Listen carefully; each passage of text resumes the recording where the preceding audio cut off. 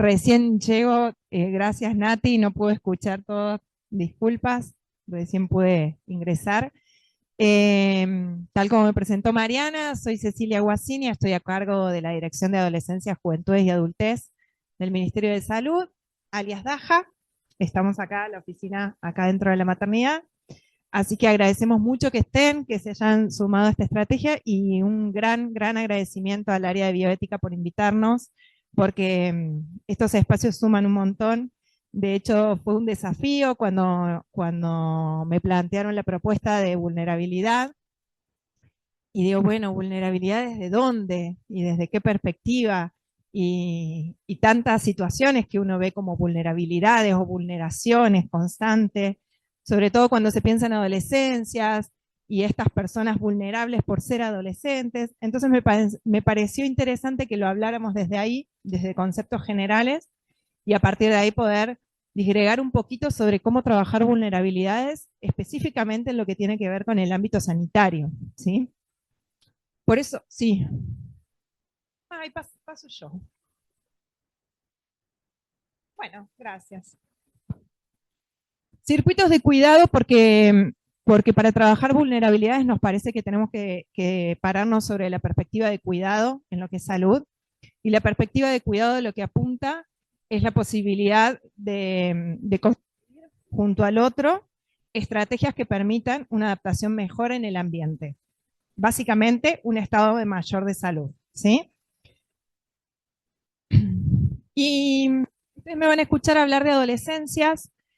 Adolescencias en plural es una palabra que intentamos instaurar como concepto. La idea de adolescencias en plural es poder abarcar el concepto en la pluralidad, obviamente, de que no hay una persona igual a otra, más allá de la edad en la que esté transitando como etapa, y poder pensar y cambiar un poquito por ahí algunos paradigmas más antiguos, que las adolescencias son el presente, no son las transiciones hacia, ¿sí? Es decir, en la perspectiva por curso de vida, las personas tenemos un curso de vida, algunos más largos y otros más cortos. Por lo tanto, mi curso de vida presente no es algo que yo estoy haciendo para lograr otra cosa. Es mi presente. Esas adolescencias no son una transición hacia la adultez. Las adolescencias son una etapa per se. Y esa etapa tiene un montón de potencialidades, un montón de vivencias que son necesarias para la adolescencia per se, ¿sí? No para pensar en otra etapa, es como hay que vivir esto para llegar allá, que eso que está allá es mejor a esto que está acá. Esto que está acá está bien así como está, no es para llegar a otro lugar.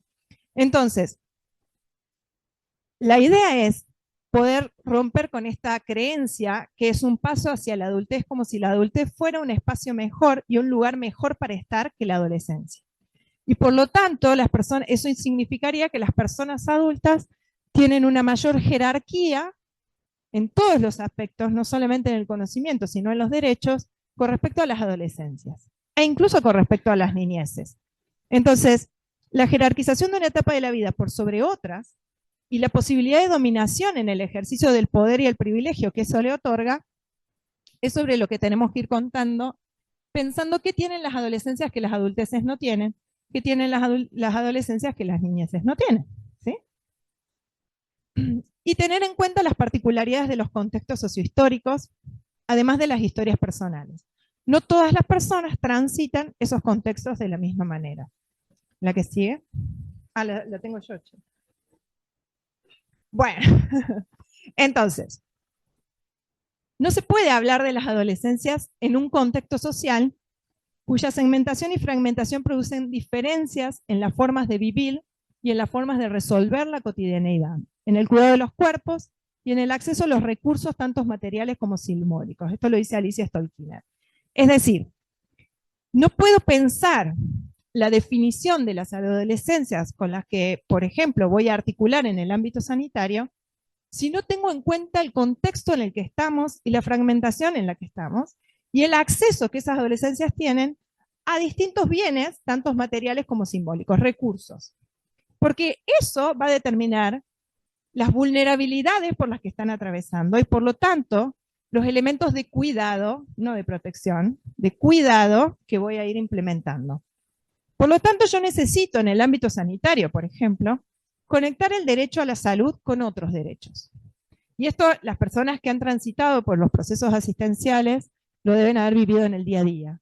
Es muy difícil, estos derechos son, por ejemplo, la recreación, el derecho al conocimiento, pero también el derecho a ser beneficiarios de los avances científicos con respecto a su salud, el derecho a la educación, el derecho al medio ambiente saludable, el derecho a la vivienda, el derecho a la información de calidad y oportuna, ¿sí?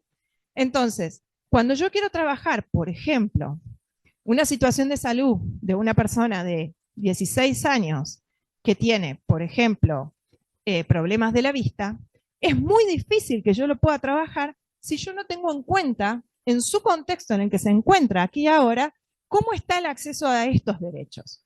Porque entonces no puedo trabajar por ejemplo, la depresión o el estado depresivo en el que abarca sin tener en cuenta que esa persona por ahí no está teniendo acceso a una vivienda, no está teniendo acceso a una alimentación, no está teniendo acceso a espacios de recreación, porque tal vez está trabajando, porque tal vez ejerce roles de cuidado, porque tal vez ejercen violencia. Y eso nos posiciona en un lugar súper incómodo, porque de pronto el ejercicio del cuidado ya no me compete en el ámbito sanitario donde yo trabajo sobre una enfermedad y sobre los tratamientos para esa enfermedad. El contexto vulnerabilizante me lleva a tener que trabajar sobre temas sobre los que no me he sido formado. Por ejemplo, ¿cómo podría esta persona acceder a espacios de recreación en el contexto en el que se encuentra? Y también es parte del ejercicio del cuidado de la salud acompañar a que pueda acceder a un espacio de recreación. Acá, bueno, me quedaron medios chiquitos porque quería como dar un pantallazo, sé que faltan datos, pero en ese sentido puse algunos datos en relación a la provincia de Córdoba y Argentina, volviendo a contextualización. Es muy importante que cuando diseñemos un proceso de atención, no hace falta que sea meso o macro, digo, pensando en política pública, puede ser pensando también en el ámbito sanitario más micro en el que estemos trabajando, sí es importante tener en cuenta algunos datos generales. Entonces, hoy la población de Córdoba que es adolescente, es decir, que tiene de entre 10 y 19 años, representa el 15% de la población nuestra, ¿sí? Según el censo del 2022. Un buen número. Son más de 584.000 personas. ¿Qué dice el INDEC en el 2025? Las personas de entre 12 y 17 años, el 55% son pobres. Y el 13,7% son pobres e indigentes. Entonces, eso me está diciendo en qué contexto yo voy a estar preparándome para trabajar al momento de pensar el cuidado en la salud. Que la causa predominante de muerte en las adolescencias siguen siendo las causas externas. Según la DEIS, en el 2024 la causa externa de muerte incluye los siniestros viales, los suicidios, que tenemos bajo registro en relación a suicidio, las agresiones y las causas de intención no determinada. ¿Sí? La tasa de nacimiento, y ahora les voy a poner por qué uso este concepto, la tasa de nacimiento de personas gestantes de 10 y 19 años en el 2023 en Córdoba es de 11,4 por 1000, siendo la tasa a nivel país de 11,5. Es decir, que Córdoba como provincia, con todas las características que tiene como acceso a recursos, hoy se encuentra en la media nacional, ¿sí? En la tasa de nacimientos de personas de 10 a 19 años, con una disminución de 10 puntos en los últimos 5 años. Vamos a usar tasa de nacimiento porque tasa de fecundidad, que es el dato que ustedes van a encontrar en los boletines de estadísticas vitales, solo mide las personas que han tenido nacidos vivos. Por lo tanto, no nos está midiendo a las personas embarazadas. Y a nosotros, en la salud pública y en los procesos de protección, lo que nos tiene que interesar es cuántas personas quedaron embarazadas en una edad temprana. no solo cuántos tuvieron un nacido vivo. Por eso esa es la tasa de nacimiento. Las tasas de aborto no son publicadas en el boletín oficial porque hay un subregistro de abortos y es muy interesante que se empiece a incorporar ese dato porque nos va a hablar de lo que les está ocurriendo a las mujeres en el cuidado de su propia sexualidad. ¿Sí? La tasa de fecundidad en Argentina se encuentra por debajo del promedio de América Latina, eso es histórico, y la tendencia de fecundidad adolescente se encuentra en descenso sostenido desde 2016. Bueno, sí, eso es lo que quiero hacer, pero... Ay, justo no lo puedo ver porque yo no me acuerdo. ¿Vos sabés que creo que es 59 o 60? Ay, no me acuerdo de memoria. Porque es justo un dato que quería decir y no me lo acuerdo de memoria el número. Ahí está, el 58,9, no era el 59. Bien. Entonces sí, prácticamente el 59% de los embarazos en las adolescencias de 15 a 19 años. 15 años, recuerden que es una adolescencia tardía, pero la adolescencia total es de 10 a 19. Entonces, el 59% no fueron intencionales de esos embarazos. Ahí está. Y el 83,4% de las personas menores de 15 años fueron reportados como no intencionales. ¿Sí?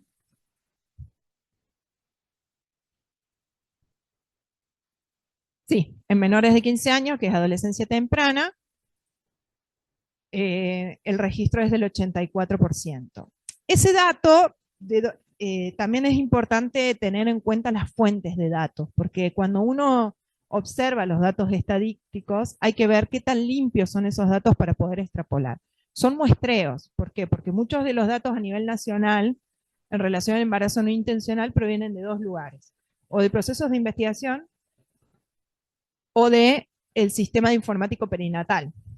Y no todas las provincias tienen el mismo nivel de robustez del dato en el sistema informático perinatal. Por lo tanto, no es algo, digamos, un muestreo, pero no es algo que nos esté hablando del 100% del dato, volviendo al subregistro vinculado a la fecundidad únicamente con el nacido vivo y no con el embarazo. Ahora sí. No pasa nada. La corrí, pero no se mueve ahora. Ahí está. Bueno, volviendo a los cambios de paradigma, los paradigmas, como decíamos recién, donde nos posicionemos desde el punto de vista de preconceptual, pueden funcionar como barreras en el acceso a la salud y por lo tanto vulnerabilizar a estas adolescencias. Bueno, entonces teníamos un paradigma previo que tenía un enfoque materno-infantil, por lo tanto esto que planteábamos, donde las adolescencias no se las nombraba, estaban invisibilizadas, y se hablaba de infancias, de los niños y de los adultos, a un paradigma actual, que es el paradigma de curso de vida, que toma las etapas únicamente para algunas cuestiones más bien estadísticas, pero toma en cuenta los aspectos contextuales y el proceso evolutivo, y no en esto de que es una transición para. Se pasó a un paradigma de tutela a una perspectiva de sujetos y protección de derechos. Es decir, se debería haber pasado a un paradigma donde se considera que las personas adolescentes tienen una persona adulta a su cargo, por lo tanto que ejerce un rol de tutela, de cuidado y de toma de decisiones, hacia un paradigma de considerar que son personas que tienen capacidad de entendimiento y que con determinadas variaciones y habilitaciones pueden tomar sus propias decisiones y pueden tener diferentes referentes adultos quienes acompañan sus decisiones, pero que no ejercen el rol de la toma de decisión. ¿Sí? Se pasó del concepto de servicios diferenciados a atención transversal e intersectorial con foco en APS. Es decir, pasamos del concepto del consultorio de adolescencia, que fue una propuesta necesaria para visibilizar y nombrar algo que no estaba visibilizado, pero que a la vez especificaba como que ese era el espacio habilitado para adolescentes, y por lo tanto esas personas estaban específicamente formadas para adolescentes, a un concepto de que el cuidado de las adolescencias se trabaja desde una formación transversal y que desde la prevención y la promoción de la salud en la atención primaria de la salud se trabaja desde esta perspectiva de curso de vida, ¿sí? Es decir, que no porque cumplió los 13 o los 14 pasa del consultorio de pediatría al consultorio de adolescencia y a los 16 al consultorio de adultos. Yo todo lo que estoy diciendo no es que ocurra en la realidad. Son, digo, porque me están mirando algunos como diciendo, ¿vos estás segura? Son paradigmas conceptuales que forman paraguas para el ejercicio de las prácticas y que van cambiando de a poquito en la realidad lo que hacemos. Se pasó de un enfoque de riesgo, ¿se acuerdan? El enfoque de riesgo que decíamos, bueno, si le pasa esto y todo esto junto, entonces está en alto riesgo. Si entonces solamente tiene estas dos cositas, bueno, el riesgo no es tanto. Se pasó de un enfoque de alto riesgo a un enfoque de vulnerabilidades. Es decir, no de riesgo de que si yo sumo me da determinados resultados, sino un enfoque de cuáles son los aspectos que vulneran el acceso a sus derechos y sobre los que hay que trabajar, ¿sí? Se pasó de la prevención del embarazo y las ITS a la promoción del placer y del cuidado. O no se pasó todavía.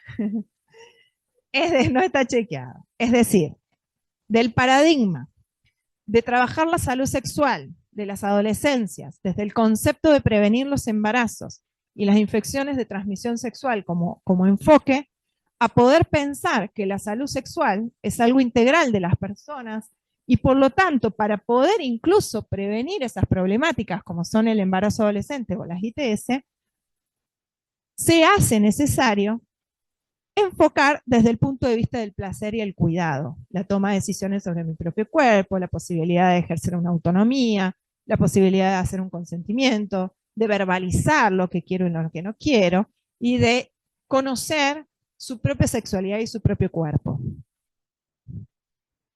Bueno, de la sexualidad cis-heteronormativa a la inclusión de adolescencias y juventudes LGBTIQ+, en este concepto de poder pensar las adolescencias como personas únicas e irrepetibles, y por lo tanto con variabilidad de géneros y elecciones. La perspectiva abstencionista a la reducción de riesgos y daños, comprendiendo la complejidad de los consumos. Es decir, pasar de no tomes alcohol, no te drogues, no salgas a la calle de noche y sin nadie. No, que es una perspectiva de no hay que hacer determinadas actividades, a un paradigma de reducción de daños. Por ejemplo, si vas a beber, no manejes, ¿sí? Ese sería un ejemplo de reducción de daños. Perspectiva políticas adultocéntricas, a promover el protagonismo y la participación adolescente y juvenil. Es decir, diseñar los procesos de prevención y promoción de la salud desde la perspectiva adultocéntrica a promover espacios de escucha e identificación de qué es lo que las adolescencias tienen para decir con respecto a su salud. Esto parece como muy idealista, sí es un camino que se está transitando, en algunos aspectos más rápido, en otros menos, en algunas culturas un poco más rápido, pero sí es importante que los conozcamos, porque sabemos que si estamos en el paradigma previo, ese paradigma previo generó y genera muchas barreras simbólicas en el acceso a la salud. Seguro que el paradigma actual también genera algunas, y de acá a unos años veremos cuáles, ¿sí? Y entonces ahí yo lo que les traje, porque hilando con esto, me pareció importante traer lo que las adolescencias decían y a partir de lo cual se propone el trabajo. La participación juvenil es una estrategia, un dispositivo muy difícil de trabajar. Muy difícil de trabajar incluso en el ámbito gubernamental, entendiendo que las adolescencias también tienen su contradiscurso a los discursos hegemónicos. Es decir, lo gubernamental es lo hegemónico y las adolescencias necesitan manifestar su contradiscurso. Por lo tanto, aliarse a las adolescencias también es dificultoso. Es necesario, pero es dificultoso. En ese sentido, se creó el Consejo Nacional de Salud Integral en la Juventud, el CONSAJU, a nivel nacional, que sigue existiendo, Y en el 2021 el CONSAJU lo que hizo fue redactar el Diagnóstico Federal de Situación de Salud en las Adolescencias. Se presentó acá en Córdoba, y con ese diagnóstico lo que se hizo un año después, todos los referentes provinciales de las distintas provincias que trabajamos con adolescencias, redactamos lo que se llama el paquete prestacional de salud integral en la adolescencia. Ese paquete prestacional lo que hizo, que estuvo aprobado por resolución de Carla Bisotti, que era la ministra de Salud en su momento, fue establecer algunas pautas de atención en salud y algunos lineamientos básicos que tienen que ver con lo que se planteó en el diagnóstico. En Córdoba nosotros tenemos el Consejo Provincial de Adolescentes, que es el CPA, que depende de la Secretaría de Niñez, Adolescencia y Familia, que sí sesiona, viene sesionando a veces 1 o 2 veces por año, pero más allá de las sesiones, que son poquitas, tienen encuentros sistemáticos con adolescentes de todas las provincias. Bueno, ¿qué salió de ese diagnóstico del CONSAJU, a partir del cual se construyó el paquete prestacional? Insuficiente estructura edilicia con espacios de internación específicos para adolescentes. Eso fue un planteamiento. Esto es lo general, ¿no? Es decir, insuficientes estructuras edilicias que implican que las internaciones en las adolescencias por lo general terminan siendo en espacios de adultos sin contemplar las necesidades específicas de adolescentes. La presencia de una mirada adultocéntrica, biologicista y binaria. La dificultad en la implementación de la educación sexual integral en escuelas y en espacios de formación docente. La falta de red de acompañamiento y espacios de escucha que favorezcan el desarrollo de la salud integral. Insuficientes herramientas en el abordaje de la salud mental para adolescencias y una mirada punitiva y estigmatizante en relación con el consumo de sustancias. La falta de provisión de servicios orientados a la promoción y la prevención de la salud, y la escasa difusión de los derechos de salud, que ahí vamos a ver a qué se refiere eso en barreras de acceso. ¿Les suena algo de todo esto? ¿Sí? Bueno. Esto que salió en el CONSAJU sí nos suena, porque se repite constantemente en distintos lugares y nos lleva a la acción. Pero uno de los puntos más interesantes que salió, que no lo puse acá, pero que salió en la resolución del paquete prestacional, es la priorización de la atención de adolescentes según sus necesidades, más allá de la definición etaria del establecimiento por pediátrico versus adulto.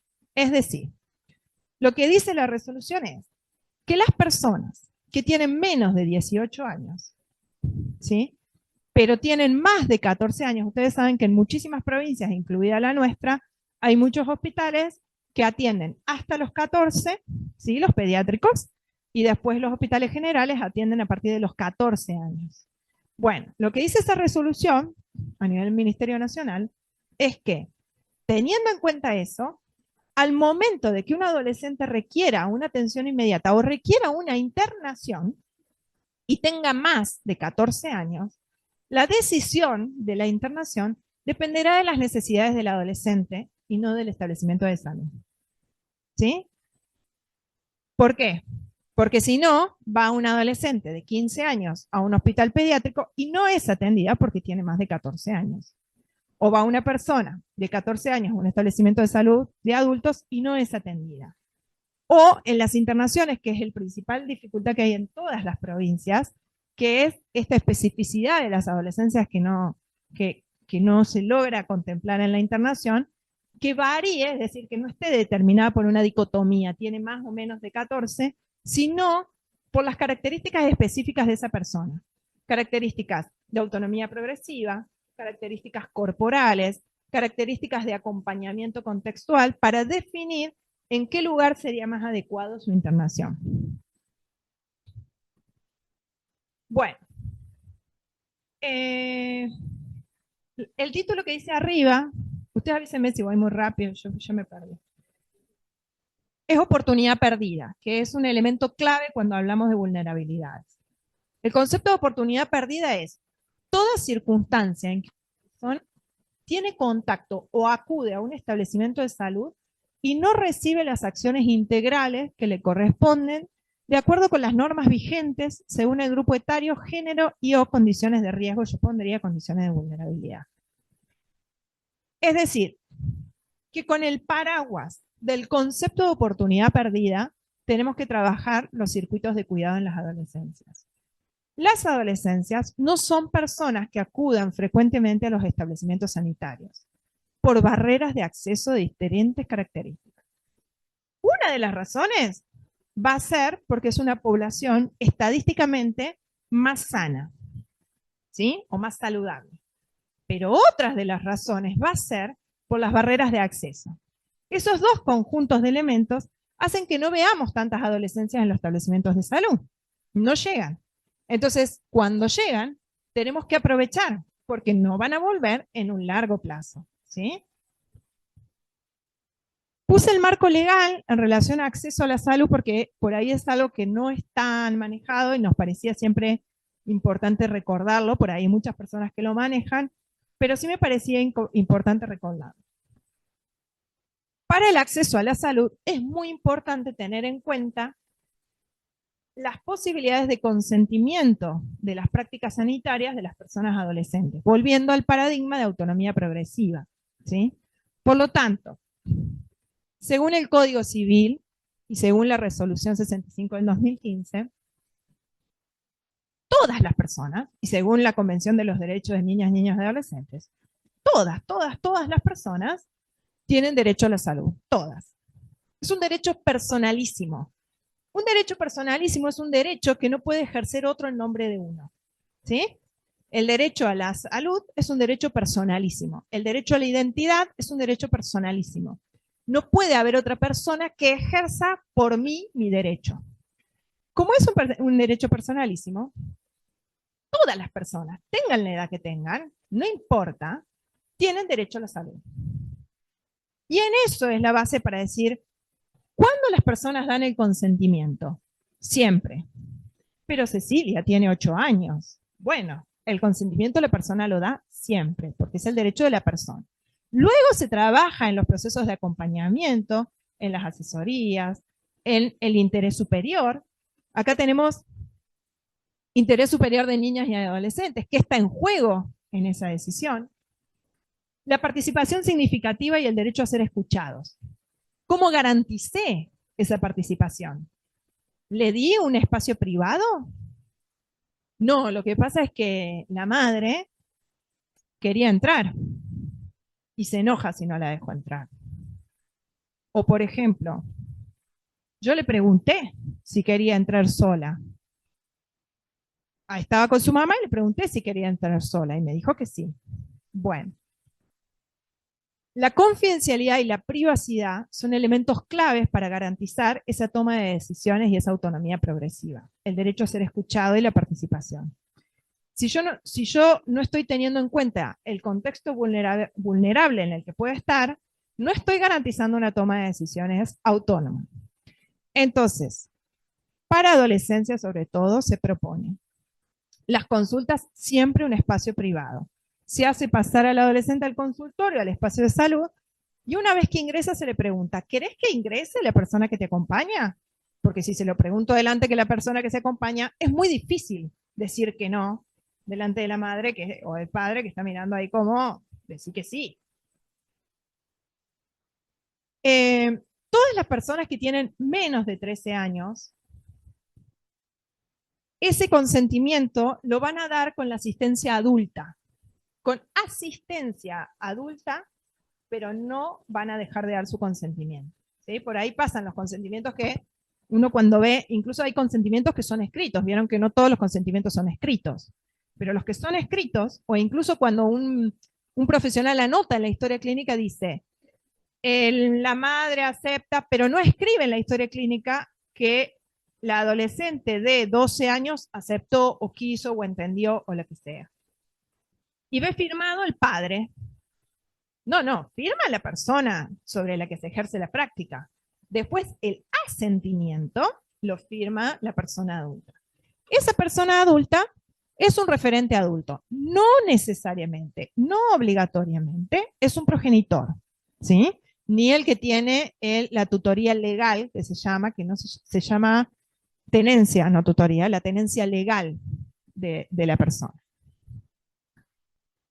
Las personas de 13 y 16 años, es decir, de 13, cumplidos los 13, y 15 años y 364 días, pueden tomar de manera autónoma las decisiones y consentir de manera autónoma las decisiones de las prácticas que no impliquen un riesgo grave para su salud o un daño grave, ¿sí? Un riesgo de vida o un daño grave para su salud, sin el asentimiento de ninguna persona adulta. Un ejemplo claro y evidente son los métodos anticonceptivos. Ustedes van a encontrar que el Código Civil habla de prácticas invasivas y eso llevó a mucha confusión porque había gente que pensaba que invasiva es, por ejemplo, porque pasa la piel, ¿no? Entonces después tuvo que haber toda una explicación sobre lo que significaba invasiva, pues si no el implante subdérmico que pasa la piel no podría ser, o si no un DIU no podría ser. Entonces, el riesgo que implica un método anticonceptivo, porque no son inocuos, ¿sí? Es muy bajo en relación al riesgo que le implica para la persona quedar embarazada, ¿sí? Las personas que tienen más de 16 años tienen total autonomía sobre la toma de decisiones en las prácticas de salud. Ese es el ABC de derecho que tenemos que manejar para poder prevenir estas barreras de acceso a los servicios y a las prácticas de salud. Bueno, explicitar la confidencialidad y privacidad como derecho. Las personas adolescentes muchas veces no acceden o no han accedido aún a toda la información que por ahí otras personas han accedido por su experiencia o sus tiempos. Sí. Por lo tanto, especificarle a la persona que todo lo que va a hacer y decir es privado y confidencial garantiza que la persona conoce su derecho y a partir de ahí puede explicitar todo lo que le pasa, y también que yo como profesional de la salud estoy obligado a cumplir con la confidencialidad, ¿sí? Y la privacidad. La información que surja durante la consulta no puede ser revelada por ningún profesional, salvo que quien consulta lo autorice o si existe una causa de peligro para la vida. Quien consulta puede comunicar todo lo que ocurra durante la consulta. Y en caso de que vengan con acompañante, aclarar que una parte de la consulta será solas con la persona adolescente. Y cuando hablamos de accesibilidad, para cerrar, yo acá puse un par de ejemplos, están las barreras de acceso vinculadas al sistema de salud y las barreras de acceso vinculadas a las adolescencias per se. Entonces, vinculadas al sistema de salud pueden ser, por ejemplo, geográficos, dificultades de acceso geográficos porque hay un río que crece cuando llueve mucho, porque, no sé, porque justo, no sé, o algo que impidió de manera geográfica, y económicos, porque la distancia también es una barrera económica, porque si yo tengo que pagar 5.000 pesos para poder llegar a un centro de salud, en un adolescente que no trabaja, es enorme la barrera. Administrativos, atendemos de 8 a 13 y la escuela es de 8 a 13. Imposible ir al centro de salud.